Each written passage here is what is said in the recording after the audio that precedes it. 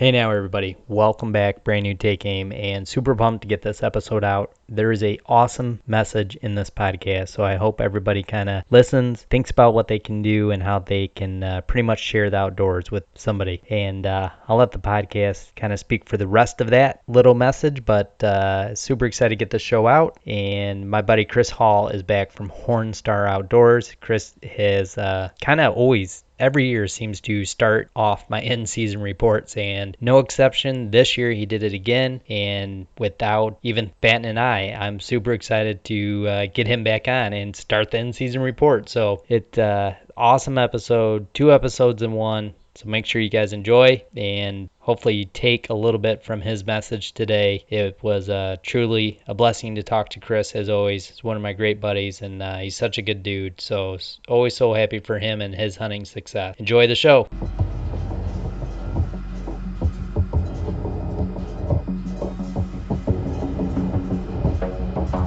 All right, guys, we're live, brand new Take Aim. Excited to get this show out. It's the first in-season report of the year. We do this every year with all my buddies that I know that have good luck out in the field and kill something, and it seems that every year we start the in-season report with my buddy Chris Hall out in California. So what's up, Chris? Welcome back to the show. Thanks, Brandon. Glad to be back, man. Glad to have another successful start to the season. I know, man. How lucky are you?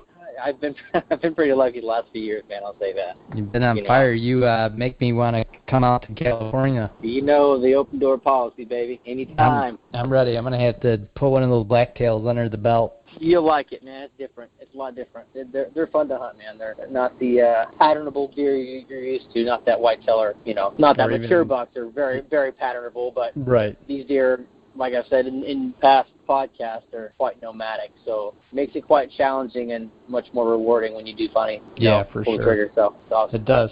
And this is coming, Chris, if you haven't heard some of the shows I've done with Chris is a whitetail hunter, like his background. Coming from Oklahoma, hunted whitetails his whole life, so now that he's been out in California, obviously he's going to adapt and start hunting some blacktail because it's still a deer and it's fun to hunt. So, coming from Chris to hear that they're so nomadic, there's a lot of truth to that they're hard to pattern. Pretty much you don't pattern them almost. Not much.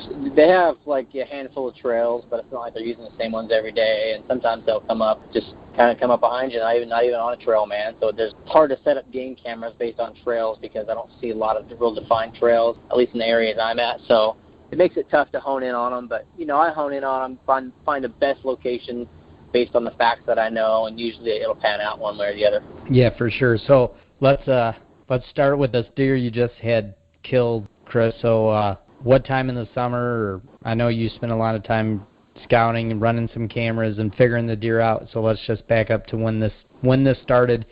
And I know you had more than one target buck, so let's just talk about each target buck and then how it actually played out. Okay, yeah. So a refresher. So season for us in the zone that I hunt starts middle of August, depending on where that weekend falls. And so my hardcore scouting, let's call it that. My hardcore scouting starts about the beginning of July. Oddly enough, I used to scout earlier, but I don't really start seeing the bucks in velvet or bucks at all for that matter until about the beginning of July.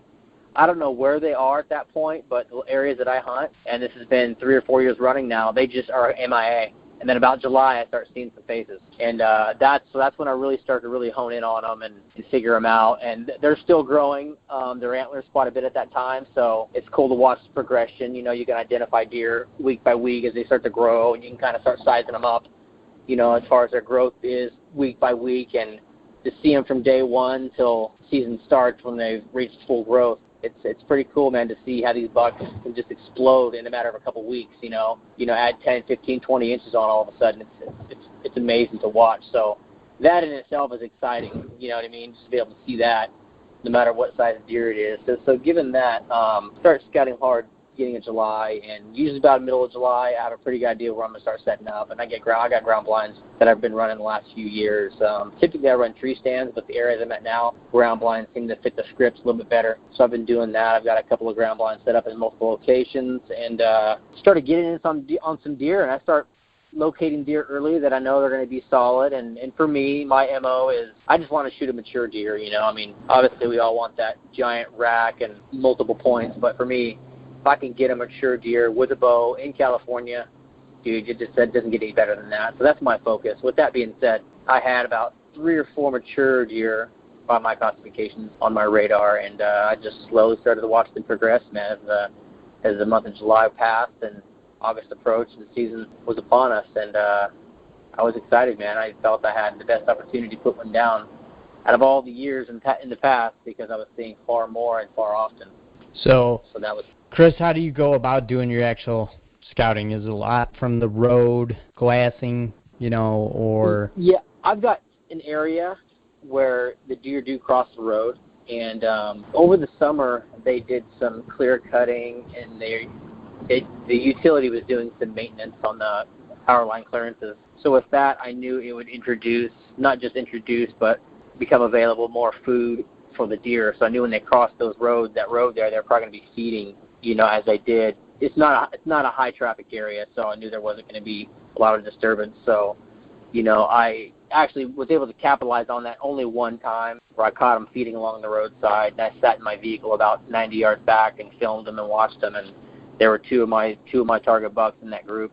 There was a group of about 5 or 6 deer. And so I just watched them gingerly, man. It was awesome to see him. I had my boy with me in here, so we both sat there and watched him for a while. And I was able to size them up a little bit better because, trail cameras can be deceiving based on the angle the deer comes in. You kind of tend to, they either look a little bit bigger or maybe not look as big. And so when they're in person walking around, you can really size them up and just make sure that is, in fact, the deer you want to see, come hunting season. And 2 of these definitely were. And so a lot of vehicle scouting in certain areas. I can stray not too far from the truck and get a vantage point and glass an area without getting in there too much. But I do rely heavily on the cameras. I'm pretty busy with my job and being a dad and all that I can't get out as often as I want. But I rely on those cameras heavily, and I move them around quite a bit to find them. I don't let them soak too long in a place, because the most pattern a blacktail is going to be is during the velvet, because they're constantly feeding, trying to, feed that body and feed those antlers. So if I don't get something in the first week and a half, I'm moving, finding it. And when I start getting some semi-regular activity, I'll take a couple of cameras and hone in on one area and figure out which direction they're coming from, which direction they're going.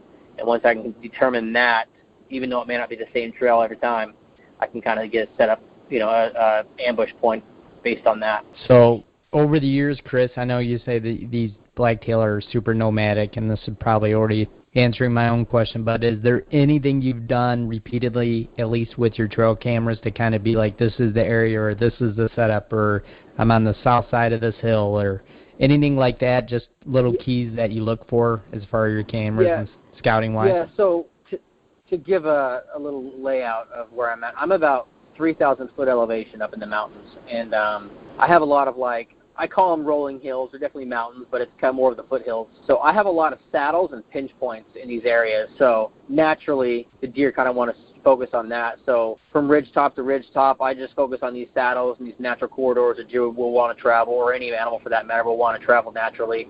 And I usually focus on those spots every year, because naturally the deer want to do that unless there's some kind of a threat that's going to keep them from it. So I constantly I start at those locations. More times than not, I'll start seeing deer, and then I'll start backing away from those locations in areas where I can have a better setup from an archery standpoint, and I'll start focusing on where they're coming into those pinch points and start ambushing at that point. Gotcha. So at that point, let's say you start to become a little familiar with just a little bit of movement, are you already thinking ahead, I know you said you really run more ground blinds than tree stands, are you already thinking ahead this is an area I could potentially hunt, or is it still separate, trail cams and hunting separate yet? No, I can start honing on it pretty quick once I see some semi-regular movement, because they're not going to stray from that too much during the velvet growth stage, at least in the area I hunt, based on years past. So I kind of know what kind of activity I need to be seeing to justify setting up a hunt location based on that. So usually pretty early I can kind of have it figured out, because they start shedding their velvet around the beginning of September typically. So up until that point where it dries up, they are going to be the most regular. So if they're pretty regular, mid to late July, I'm pretty confident into August, towards late of August, they're going to kind of be the same until that velvet dries up and they start itching and want to rub it off. Gotcha. But I've hunted the same areas for 5, 6, 7 years, so there is a pattern in those areas, not necessarily in their movement, but in the way they act and the locations they like to be. So you're talking like a general area. You're talking a general area, yeah, okay, exactly. gotcha. So I kind of know where to start now. It's the homework's been done. I kind of just follow up on it every year, and until I see something different, there's no point in changing. Yep. So then from there, you just micro adjust those changes. Exactly. Yeah, that's pretty awesome. Pretty awesome. So with that being said, you ended up coming to the conclusion that you had at least 2 deer that you really wanted to target after. There was 2 at least at this point in the game. Yeah, one in one area and one in another area. I don't know. I mean, I know you know, but I came in contact with this guy on Instagram, and he's a fairly new hunter. He started hunting late in life, like in his late 30s, I think 38. He's bought a bow like 6 or 8 months ago, and he's been hunting hard rifle season with no luck, kind of like hunting the public land, the Orange Army type. You get out there and see 50 guys, and it's hard to stay locked in, and, really respectable individual. I kind of watched him from a distance and enjoyed his content, what he stood for, what he represented as a hunter and a human being, and I actually opened conversation with him, and I invited him to possibly experience California hunting on a different level. And so I extended an invitation openly to him to come hunt with me in hopes I could provide him a, not necessarily a successful hunt, that's the outcome, but more or less provide him a different opportunity to experience it differently as an unsuccessful deer hunter in California. It took me 8 years to get my first deer in California. It's tough, man. Yeah, and, for sure. So you're trying to just basically get them hooked, give them a better opportunity to be like, this is get them hooked and potential for the hunting. Like, I wasn't trying to prove anything. Growing up, I was kind of mentored in a sense that I didn't have a lot of opportunities as far as low hunt locations, and I was given that by some gentlemen quite a bit older than me, and they kind of took me into their wing, and I always made a promise to myself that if I ever have decent opportunities, that I would pay it forward and continue to do that. So based on that mindset, and I've been doing with turkey hunting for years, I kind of took this opportunity maybe to invite somebody to know, and say, hey, man, why don't you come out and hunt with me? And he lived an hour from me, and let's see if we can make something happen, man. Let's see if we can give you a successful hunt and let you kind of turn things around mentally with this thing, because it's a drag, man, when you go years of success. So I kind of wanted to pay it forward to somebody, man. So I reached out to him. He didn't ask. He didn't imply. He didn't do anything. I just opened conversation and kind of extended the invitation one day, and he, gladly accepted. Little did I know it would turn out the way it did, though. Crazy. So I'll kind of cut to the chase here on that. But what's that, Brendan? No, I was going to say, please touch on it because it is a really cool story. Yeah, so he came out the 2 weekends before season started, I think. He came out. We shot bows in the backyard. And naturally, I want to make sure he's proficient behind the bow and he can shoot and be consistent. You know what I mean? Because you don't want to just go out there flinging arrows, especially on deer you work so hard to not manage, but to keep your eye on. And so, I for my own personal thing, I wanted to make sure he was a solid shot. I knew he was new to archery, and so with that being said, I wanted to get to know him on a more personal level as well. And so he came out, we shot the shit, had a few beers, shot some bows. It was a great time, man. I felt really good about inviting him. I love what he stood for. He's such a respectable human being and a great representation of a hunter. I knew it was the right thing to do. And so fast forward to opening weekend, he couldn't make it out that morning, so I went out to a different area, and I had some opportunities on some younger bucks that I passed. And then I got out of the blind kind of early and got home and got squared away in preparation for his arrival. We were going to hunt and do an evening hunt. And so he gets there. We sling a few arrows with broadheads. I wanted to make sure the broadheads were flying right. He said he shot them, but I kind of wanted to see it. So we shot a handful of times. He was driving tax. We felt good. We were getting jacked up. He's so like in the zone. Like his emotion is not projected visually. So it's like, are you excited? If I ask him, are you excited? Because he's not showing it, but he's like so focused. Like he can't get out of his own head. Like he was having nightmares about making bad shots, like, all those things. And he's never, with a bow especially, had an opportunity at an animal like this. So he's just like, fearing the worst to happen. So kind of shook him up a little bit. We got in the blind. And he just told me, hey, we're having fun. There's no pressure here. Let's just enjoy it. That's kind of what I said. So we get out there. And it's so crazy, man. When things are meant to happen, they just happen. Just a reminder, this is middle of August. So we're talking like 100 degrees outside. Pretty steamy. So we walk out there, we get in the blind, we are dripping with sweat. And, you know, you're like, Jesus, this is terrible.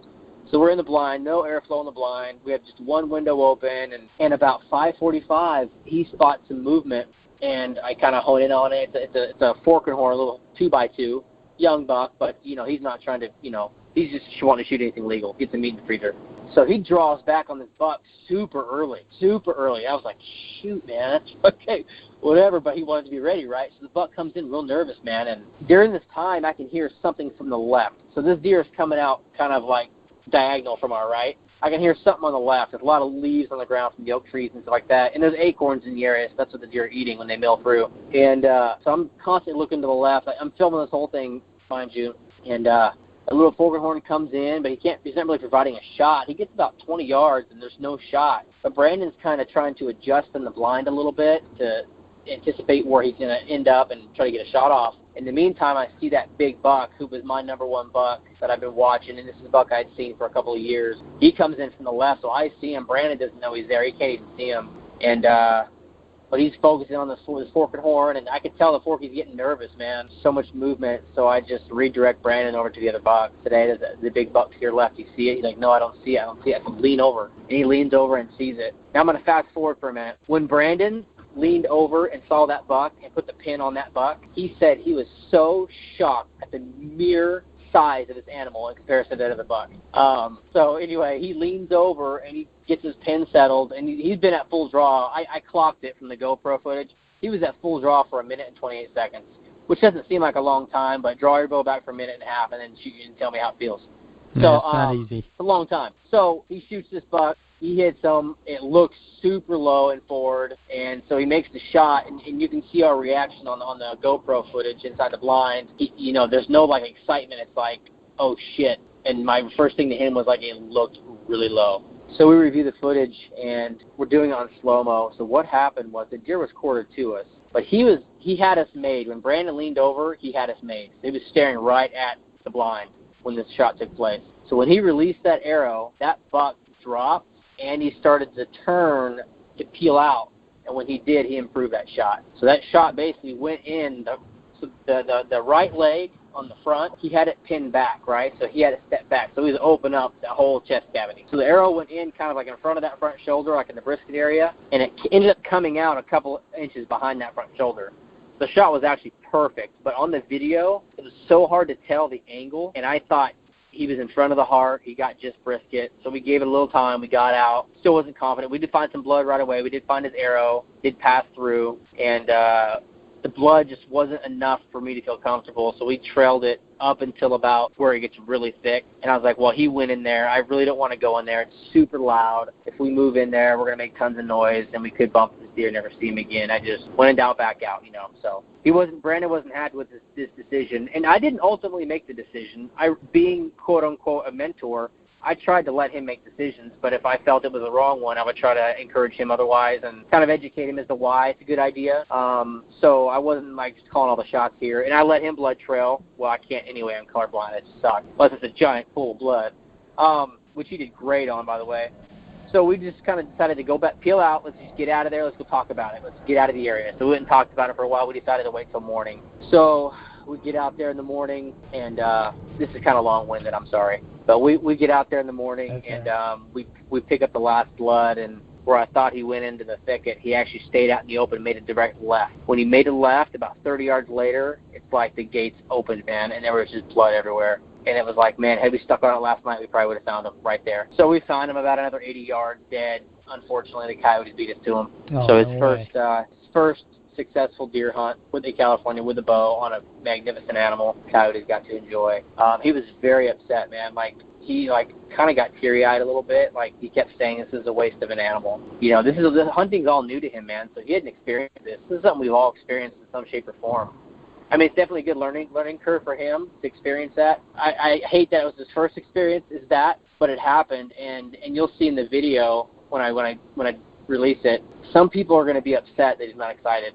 But, you know, we can't judge people on their reaction in these situations or any situation, whether they're overly excited, stand pot style, or they're super quiet and just in their own head about it.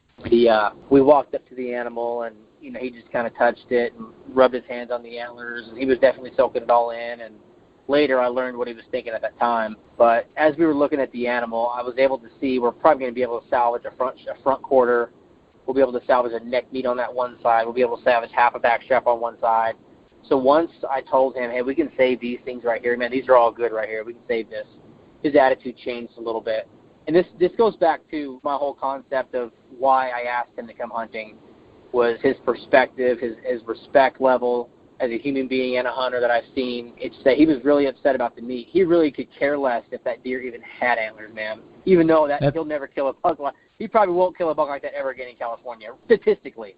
Yeah, and that's all I wanted to highlight from your story was it. Yeah, but he didn't care. He could care less how big it was. He was so upset about the meat. But again, once he discovered that, hey, we can save this, we can save that, his attitude changed. A smile actually perked from his face, man. I could see he was excited.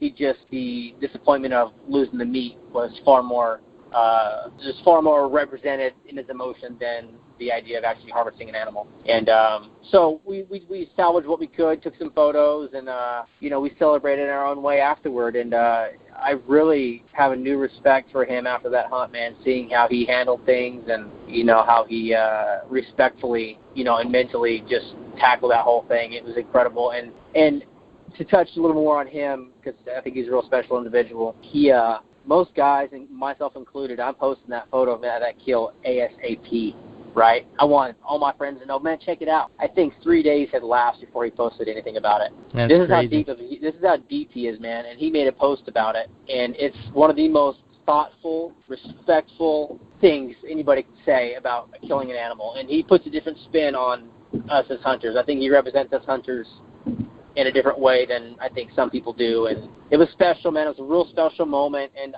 I got a lot of flack from some people about saying, dude, why would you let him shoot your number one buck? Why not let him just shoot a smaller buck? You got plenty of small bucks, dude. I'm telling you, I got more satisfaction out of him killing that deer than I would have me 10 times over, dude.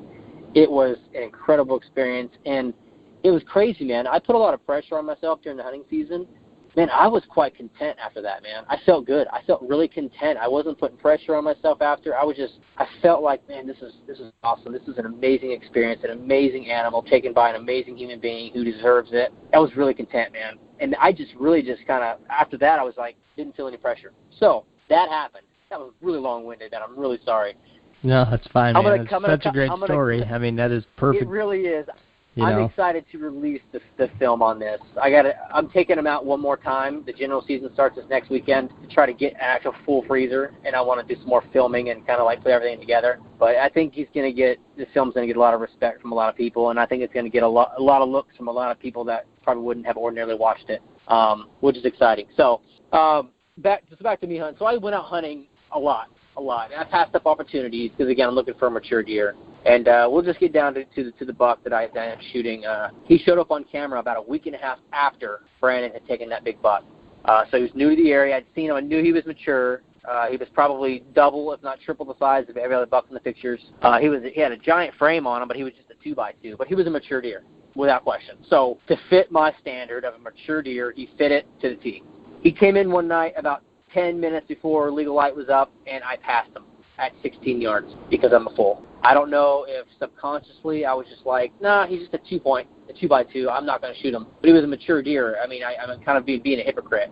So I passed him, man. I had a perfect shot at him at 16 yards. I let him go, and as soon as the evening closed, I instantly regret it. I really was hard on myself about calling myself a hypocrite, man, because I don't ever justify myself as a trophy hunter. The fact I let a mature 2x2 walk and I didn't shoot it means I'm a trophy hunter. I'm not trying to do that. It's not what I'm about. I was really upset with my decision, and so I said next time, if there's a next time, I'm going to, because now we're getting close to the part where they're going to start rubbing their velvet, right? And right. They're going to start changing. They're going to be new deer. I got to rediscover what they're doing because it's not going to be the same. So I might have blown my one opportunity. So 6 days later, I go out, and I have bucks that are hard-horned already. Most of the younger bucks are all hard-horned. So I didn't really expect much. He hadn't been on camera very much, and lo and behold, here he comes right at last light, and it was weird, man. I heard him coming. I heard a deer coming. I didn't know what it was, but it was heavy. I could tell the difference between him and some of the other smaller bucks based on how it sounds. It was heavy, and he's a little more cautious in his walking, too. The younger bucks will kind of walk through faster. He's always super slow, methodical, I noticed. So with that, I knew it was probably a pretty good chance it was him and or one of the other bucks, the bigger bucks. So I had my release pinned on there already, and I'm ready to go. He walks in. There's a big oak tree. And as soon as he gets past that oak tree, I draw back on him. As soon as I saw his rack, I could just see his frame. I knew who it was. So I draw back on him. But it's a strange thing happened, man. He walked past that tree and got about that last hoof just past, looked at the blind, and he spun around 180 degrees. Like he was going to leave. So without missing a step, he's walking. He spun around 180 degrees, faced the opposite way, and then instead of walking off, he's continued and spun around 360 degrees. And when he did that, I had that 20-yard pin right on the shoulder. He was quartering to me, and I punched right through that shoulder and came out about 2 inches behind the other one. Perfect shot, man. But I don't know. He got really nervous, man, and I don't know why he didn't peel out of there, but he just spun a 360, and I was ready. I was ready, baby. So he took off. Yeah, he took off, and it was low light, so I wasn't sure where I hit him exactly. I mean, it felt good. I know when I torqued my bow. I know when I punched the release. I know when I try to peek too soon. I didn't feel those things happen, so I was like, I had to have hit him in the vicinity of where I was aiming. I just had to have. Everything felt great. It felt natural. I didn't feel like I forced anything. But with that being said, I just left. I couldn't find my arrow right there, so I just left. I said, I'm going to get out of here. I'm going to go eat some dinner. I'm just going to let things mellow out, because I could hear him run off, and he ran in some real thick stuff, and so you hear the leaves being just, so I just let him go. I went back and had some dinner, called a couple of friends. I would have called you, but it was super late your time. And just kind of touch base and say, hey, this is what happened. What do you think? They're like, go get him. Put your dinner down. Go get him. Right. Oh, my gosh. So I finished eating. I went out there. I'm by myself, went out there. And, again, I'm colorblind, so I have a hard time tracking blood unless it's big spots. So I'm out there, and I'm looking, and I find a spot. I'm like, all right, this is a dead deer. This is a hard shot. I can tell it's dark red blood. But in the meantime, I text Brandon and told him, and Brandon's like, I'm on my way. He's an hour away. I'm on my way. I'm like, all right, come on, man. I'm looking for him. Just a few minutes later, I found him. He wasn't far. And when I walked up on this deer, man, I've killed some big deer. And when I've walked up on those deer, I've been like, wow, he shrunk a lot, man. It's a lot of ground sugar in this spot. He's still big, but he's not nearly as big as I thought he was. When I walked up to this big 2x2, I was like, holy crap, that is a big buck right there. Giant frame, giant body. I was like just enamored, dude. But he was in some thick stuff, so I drug him out to like an open area, and I just waited for Brandon, man. I just waited for him to get there. I wanted to experience this with him. I wanted him to see this whole process unfold differently, because now we have a whole deer in front of us, right? Because before we were just scraping what we could off of his scavenged deer. So he got there, and we high-fived and celebrated, and we saw the deer, and again, his words and his respect level he has as a human being is projected on you nonstop, dude. It's amazing. So we did the no gut method, because we pack most of our animals out, right? We can't drive a truck to them; they're too far to drag, so we pack them out. So I do the no gut method a lot.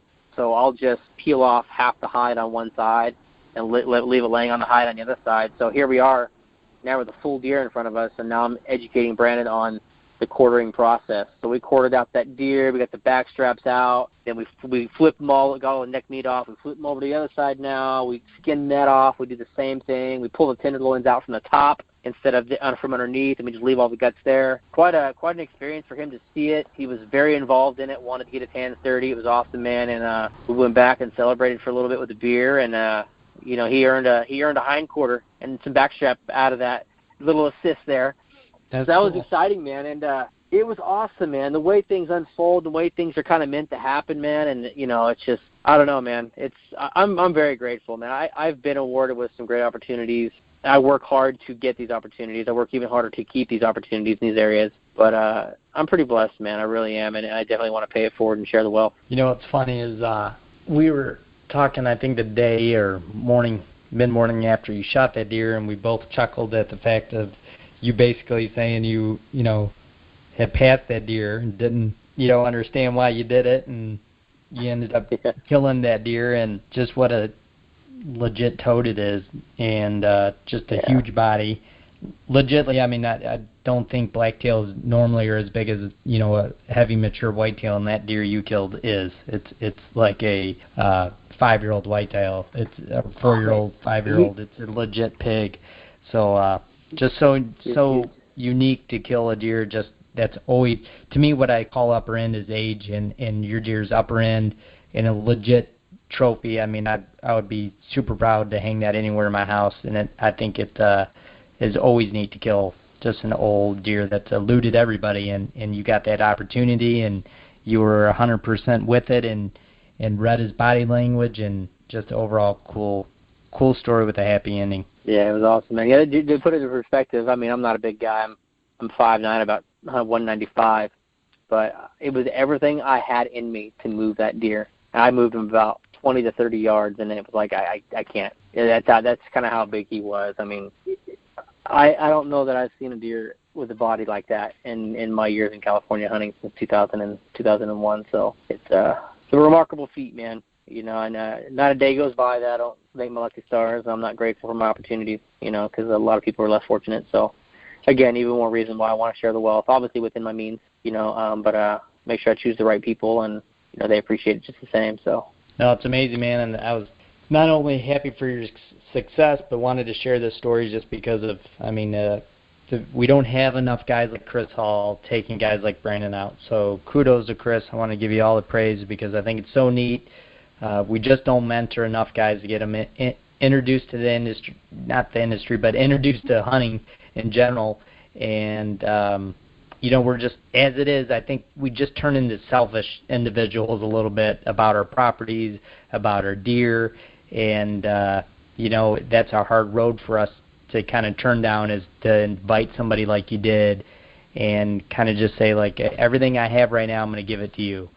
So, you know, all the praise to you, Chris, for doing that, man. I highly am proud of you, and I think it's awesome that you basically made a hunter, and that guy's going to be hunting for life, I guarantee it. To have those experiences in one season is remarkable. So just congrats to you, brother. Yeah. That was awesome. I appreciate the praises. You know, I don't feel like I need any praises. I think the results speak for themselves. But, you know, hunting is, in some shape or form, is always being threatened. And it's our job as hunters to make sure we keep people connected to it and represent it properly and not, you know, vulgar, and it doesn't always have to be vulgar and things like that. And just, you know, make sure that people who are doing it stay latched onto it. And if you can provide an opportunity for somebody else, you know, allow them to really latch onto it and want to keep doing it, by all means, man, do it, pay it forward somehow, some way, some small way, man. As a matter of fact, I'm starting this thing, and I'm going to, maybe I'll announce it here. I want to start this thing. It's not a new thing, but, you know, through the years, we as hunters, we accumulate a lot of things, a lot of gear, a lot of this and that, half of which we don't even use anymore. So I want to start this thing on Instagram, Brandon, and maybe you can help me get it rolling. Is I want to do a pay it forward program to where we take gear that we don't necessarily use all the time anymore, and we pay it forward to a new hunter or somebody who doesn't have something like that, and we just give and constantly keep pushing people and providing them with things and opportunities and things like that to keep people locked in. And so I'm going to do that. I've already done a couple of things. I gave a bow away to a kid. I gave my Matthews Helium away. That's phenomenal. To a kid who wants to be a hunter, I gave a butcher kit, an outdoor sportsman or a outdoor edge butcher kit away to a new hunter in Illinois. He's Alan Yates for Journey to the Hunt. And I've got a bunch of other stuff I don't use that I plan on giving out. And, you know, I want to encourage everybody to do that. You know, give somebody something that you're not using and maybe help them, you know, be more successful and things like that. So, I don't know, man. I feel really passionate about it, man. I really do. And I think maybe taking Brandon out kind of fueled my fire with that after seeing the results and the respect level he had and the enjoyment he had and what he learned from it and how he's going to, you know, include that into his future hunts and include that into teaching his son to hunt. And it's valuable, man. It's far more valuable than me going out and killing that deer myself. So, I don't know. Heck yeah, man. That was awesome, and me and you will definitely talk after the podcast about paying it forward with some gear, and we'll brainstorm on how to get that going. But I would like to be a part of it, so we'll do it. But, yeah, so thanks so much, Chris, man. I know you're kind of busy. But we'll keep that part, the busy part, quiet, right? That's right.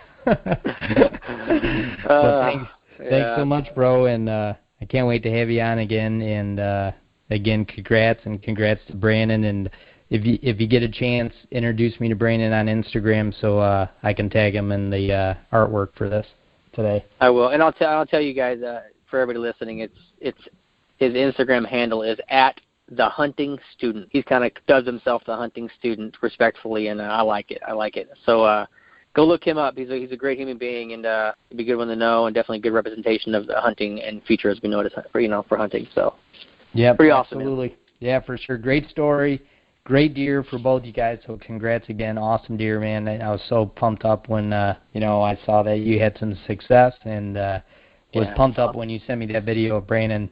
I got a little maybe kind of preview of what's to come out, and super happy for you guys. But thanks so much, Chris, and can't wait to have you on again as always.